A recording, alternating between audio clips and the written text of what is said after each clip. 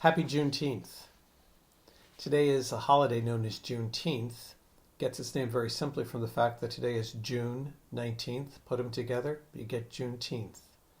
On this day in 1865, a Union soldier went to Galveston, Texas, and it was there that he read a federal order that said, "All those who were previously enslaved in Texas are now free." The truth is, the Emancipation Proclamation had freed those enslaved about 2.5 years before this date.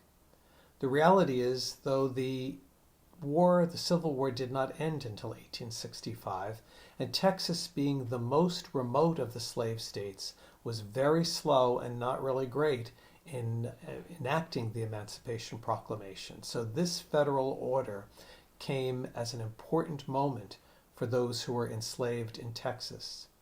Over the years, this became known as Freedom Day, and its observance spread to other states in our country, to today, when many states are celebrating and remembering this day as a pivotal moment in the history of African Americans.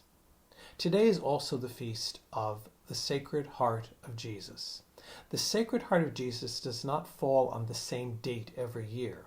It always falls on the third Friday after Pentecost. The devotion to the Sacred Heart of Jesus has existed since the beginning of the Church. It was only not until the 17th century in Rennes, France, that a seminary began to celebrate this as a feast. St. John Eudes was a great promoter of the devotion to the Sacred Heart. St. Madeleine Sophia Barral was also a great proponent of turning to the Sacred Heart, especially to know that it is the Sacred Heart that gives us infinite love and mercy and forgiveness. So these two observances, I think, this week falling together are really a good setting for our final reflection of this week, the life and the voice of Augustus Tolton. Augustus Tolton was born into slavery in 1854. He and his family would eventually escape to freedom. He was a person who opened his heart to the Sacred Heart of Jesus. He heard the heart of Jesus call him, and he would eventually become the first Black Catholic priest in the United States. Augustus grew up on a plantation in Mississippi. The owner was a white Catholic who insisted that all those who were enslaved were baptized and they received religious instruction. There came a point in his personal history when, as a child, Augustus fled with his mother and 2 of his siblings across the Mississippi in a rowboat to freedom. He talks about the fact that there were Confederate soldiers on the shore shooting at them. The family eventually settles in Illinois.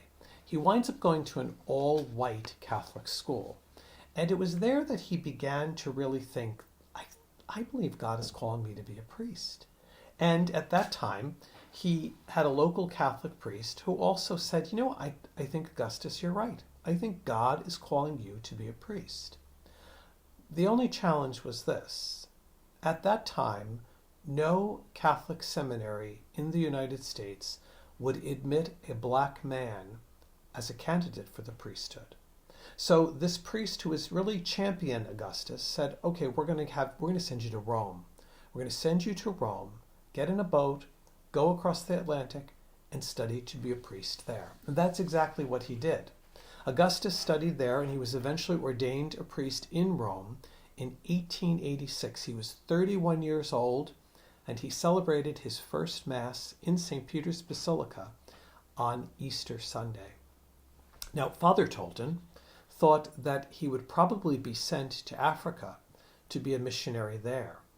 But it was decided by a bunch of those who were his superiors that he should return to the United States. One cardinal, in his memoirs, said this: "America has been called the most enlightened nation in the world. We shall see if it deserves that honor.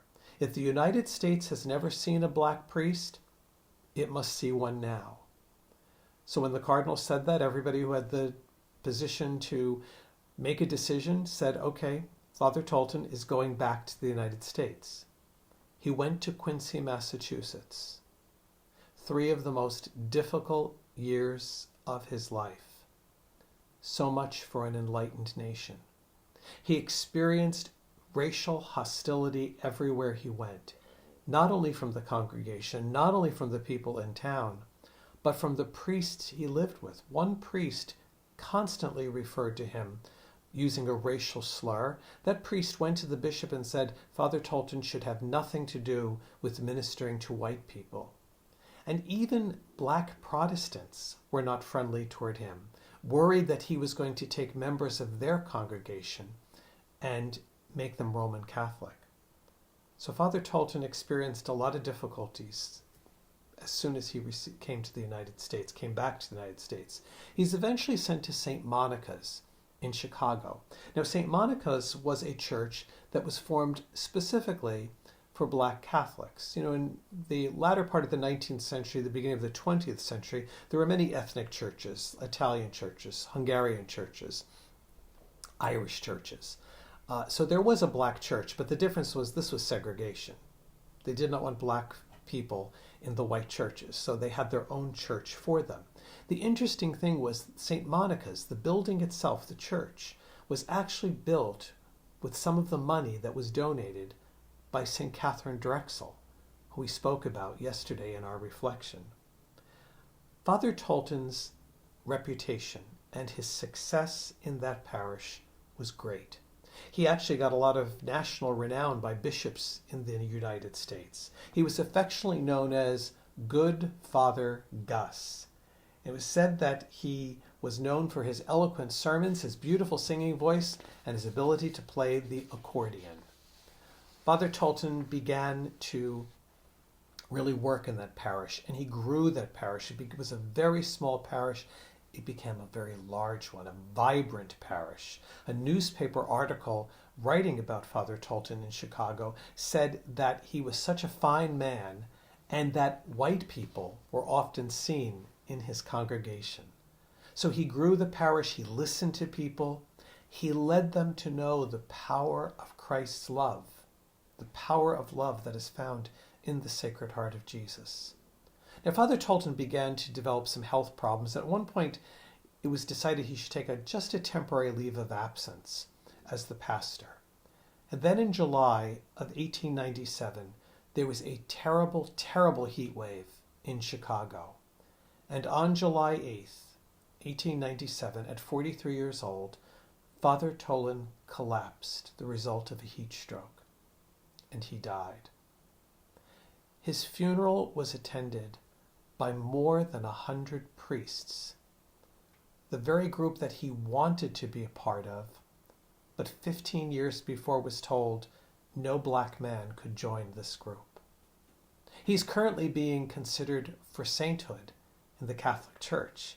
And in speaking about why he should be considered a saint, one person who's working on the cause, the case as you will, for his being canonized, writes this: his life and ministry still speak to the problems of our day, where communities, neighborhoods, and parishes continue to evidence separations among race and class, and the disturbance that erupt from these social contradictions.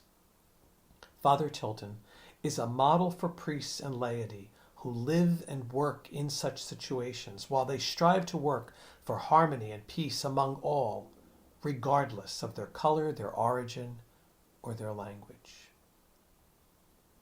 The road to becoming a priest, it is not an easy road, even today.